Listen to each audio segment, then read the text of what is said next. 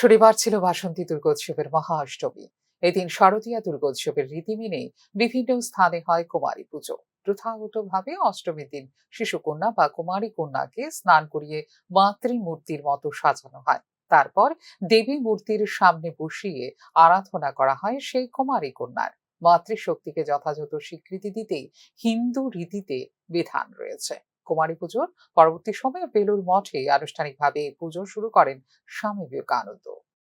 91 খ্রিস্টাব্দে বেলুড় মঠে স্বামী বিবেকানন্দ শারদীয়া অষ্টমীতে তিনি কুমারী পূজা সূচনা করেছিলেন। তখন তিনি হিন্দু শাস্ত্র রীতিমতি অনুযায়ী মঠ মন্দিরে আশ্রমে বিভিন্ন ধর্মস্থানে কুমারী পূজা প্রচলিত হয়েছিল।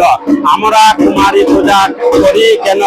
নিজেকে পশু থেকে সংযত রেখে সেই কুমারীকে পূজা করা হয়। 1 থেকে 16